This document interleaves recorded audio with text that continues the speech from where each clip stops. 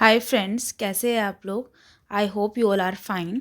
तो इस वीडियो में हम डिस्कस करने वाले हैं जो चाइल्ड डेवलपमेंट के डिफरेंट डिफरेंट आस्पेक्ट्स होते हैं ना, उनको जो फैक्टर्स अफेक्ट करते हैं। ठीक है, जो बच्चा जो डेवलप करता है तो डिफरेंट डिफरेंट आस्पेक्ट्स में करता है, जैसे कि physical development, emotional development, cognitive development and social development. तो इनके एस्पेक्ट को भी कुछ फैक्टर्स जो होते हैं ना वो अफेक्ट करते हैं। उसी उन्हीं फैक्टर्स को हम डिटेल में इस वीडियो में पढ़ने वाले हैं। और जैसे कि लास्ट वीडियो में हमने मीनिंग एंड करेक्टरिस्टिक्स को डिस्कस किया था, like this only with help of some notes and example हम इसको क्लियर करेंगे बहुत ईजी वे में। So let's start. ओके, देखो सबसे पहले अगर हम बात करें फिज़िकल डेवलपमेंट की।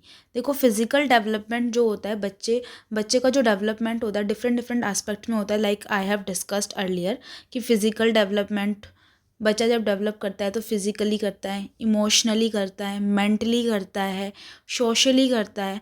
तो उनमें जो जो फैक्टर्स जो उसको पॉजिटिव वे में कुछ इफ़ेक्ट करते हैं, कुछ नेगेटिव वे में। अगर वो फैक्टर उसको पॉजिटिवली इफ़ेक्ट करेंगे तो बच्चा पॉजिटिवली ग्रो करेगा, और अगर नेगेटिवली इफ़ेक्ट करेंगे तो बच्चा नेगेटिवली उसकी डेवलपमेंट पर इफ़ेक्ट पड़ेगा।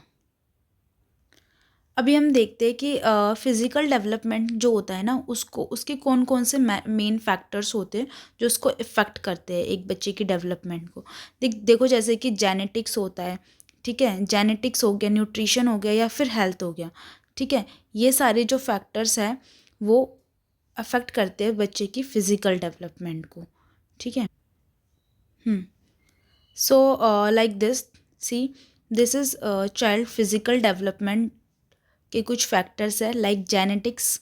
जेनेटिक्स देखिए, अगर जेनेटिक्स की बात करें हम, तो जेनेटिक्स वो फैक्टर होते हैं ना जो बच्चों के पेरेंट्स से उनको मिलते हैं। ठीक है, अगर हम देखें कि बच्चे की बात करते हैं अगर हाइट की, कभी कभी बोलते हैं कि हाइट जो है बच्चे की कम रह गई, क्यों? बिकॉज उसके पेरेंट्स की कम है।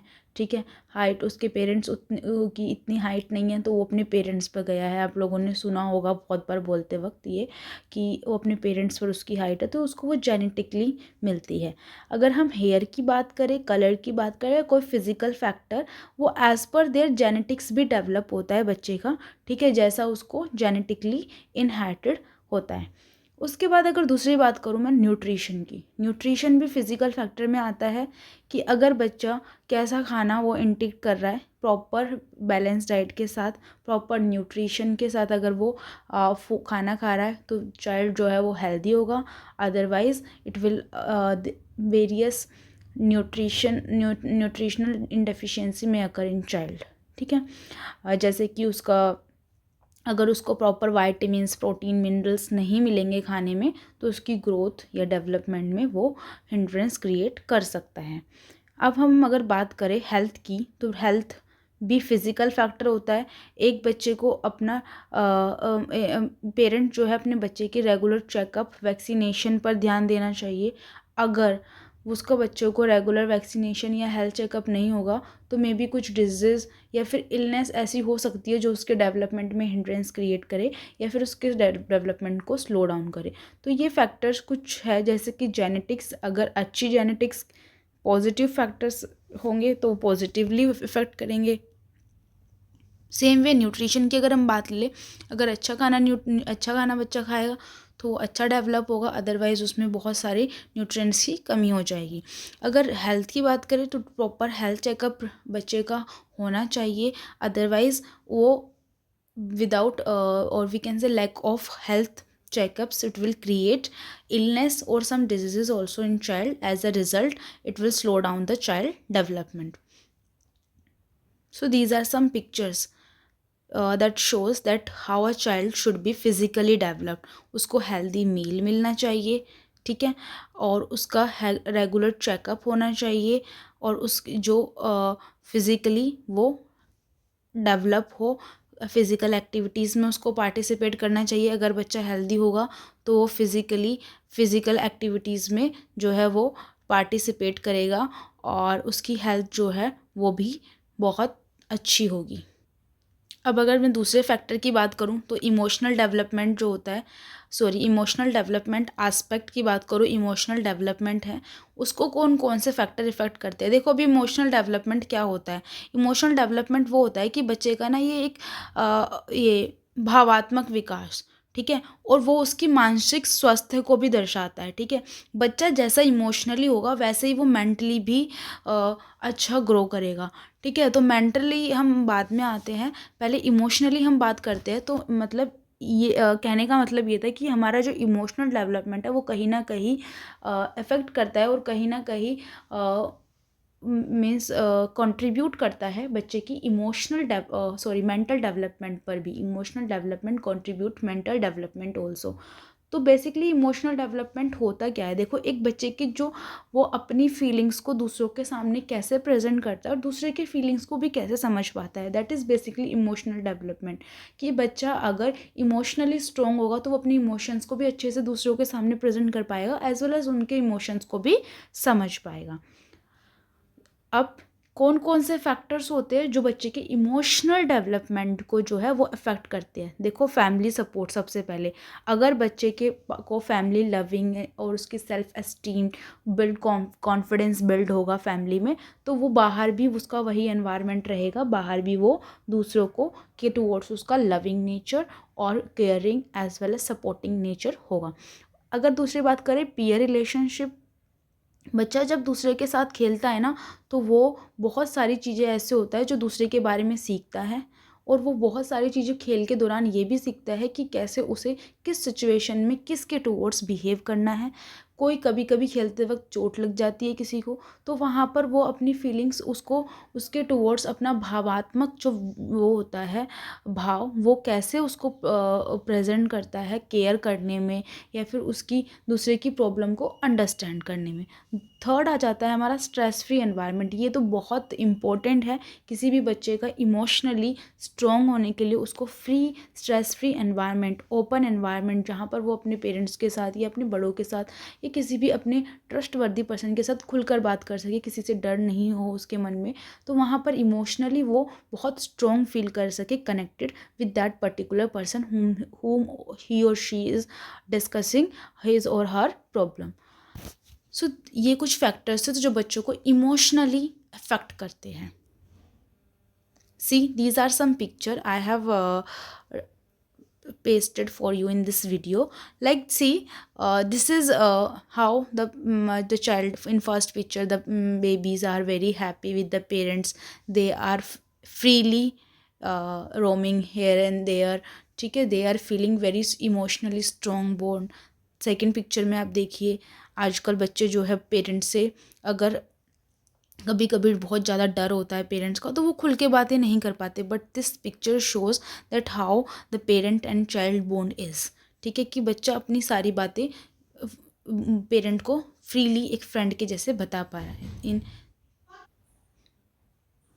अगर हम इस पिक्चर की बात करें तो यहाँ पर भी देखो एक गर्ल है अपनी मदर के साथ अपनी प्रॉब्लम को ओपनली डिस्कस कर रही है, और यहाँ पर फिर चाइल्ड जो है एक दूसरे के साथ फ्रीली खेल रहे हैं happily, they are understanding their emotions. So like this way there are certain factor which are affecting child emotional development. अगर हम नेक्स्ट एस्पेक्ट की बात करें कोग्निटिव डेवलपमेंट, जो यानी कि मस्तिष्क विकास, इसमें क्या होता है, यहाँ पर बच्चे की जो प्रॉब्लम सॉल्विंग एबिलिटी है वो डेवलप होती है, डिसीजन मेकिंग स्किल लाइफ में, ठीक है। डिफरेंट डिफरेंट डिसीजन वो कैसे ले पा रहा है वेरी स्मार्टली, और हिज और हर डेवलपमेंट इज़ नॉट अप्रोप्रिएट, तो उसको प्रॉब्लम होती है डिसीजन लेने में, ठीक है।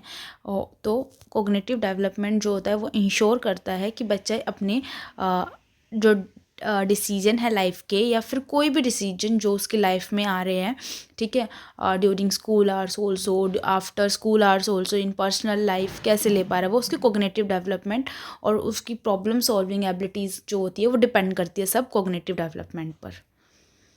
तो कोग्निटिव डेवलपमेंट के कुछ फैक्टर्स हैं, उसमें देखिए कुछ फैक्टर्स है, जैसे कि एजुकेशन आ गया, कि अच्छी एजुकेशन होगी तो मेंटली अच्छा डेवलप होगा, अच्छी उसकी स्किल्स डेवलप होगी मेंटली, ठीक है। घर का माहौल, स्कूल का माहौल, एजुकेशन डिपेंड्स, मेंटल डेवलपमेंट बहुत कंट्रीब्यूट करता है एजुकेशन के अब अगर हम सेकंड फैक्टर देखें तो क्यूरोसिटी है। अगर देखो क्यूरोसिटी बच्चे जैसे अगर किसी बच्चे को कुछ भी पढ़ा दो, उसको सिर्फ वही मतलब ले लेना है, वही पढ़ लेना है, तो वहाँ पर उसकी जो है ना, जो वो सीखने की जो वो होती है थिंकिंग, ठीक है, वो डेवलप नहीं हो पाएगी। और बच्चा बच्चा जो है ना, जो उसको क्वेश्चन है वो नहीं पूछता है, तो वो इतने अच्छे से डेवलप नहीं होता है वो बच्चे का माइंड।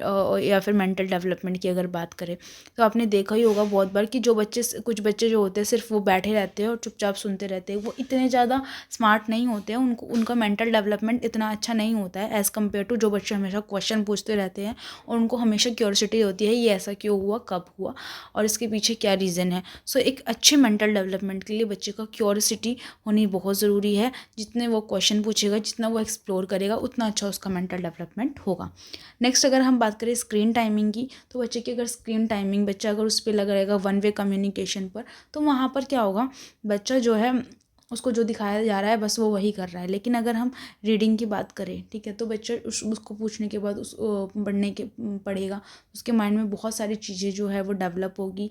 पजल्स जो है, गेम्स जो है, these are more important as compared to screen time. Screen पर कम बच्चों का टाइम जो है वो स्पेंड होना चाहिए और ज़्यादा उसको रीडिंग, पजल्स या गेम में इन्वॉल्व होने से उसका मेंटल डेवलपमेंट अच्छा होता है। तो ये कुछ फैक्टर्स है, education, curiosity and screen time, जो बच्चे के मेंटल डेवलपमेंट को अफेक्ट करते हैं।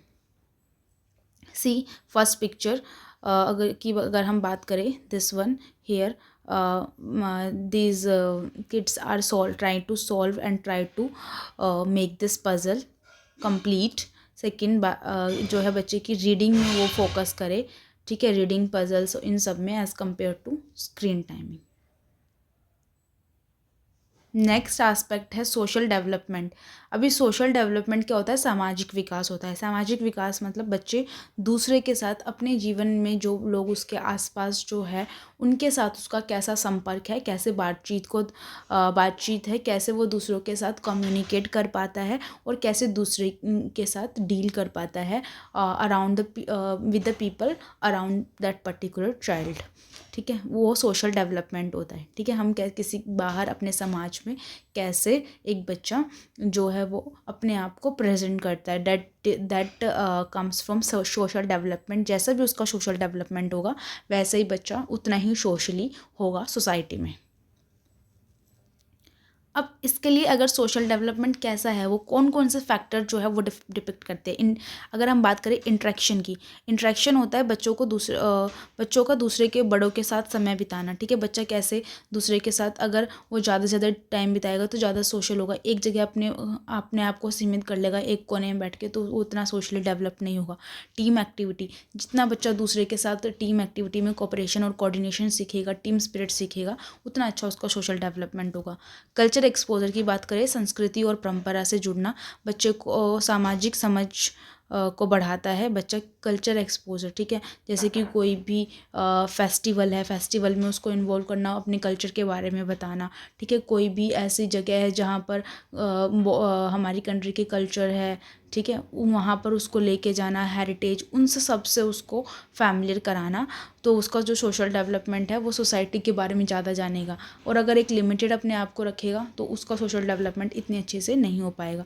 तो ये सारी चीज़ें जो है वो इफ़ेक्ट करती है कि बच्चा किस टाइप से है, उसका इंटरेक्शन कैसा है, टीम एक्टिविटीज़ में कितना इन्वॉल्व है, कल्चर एक्सपोजर।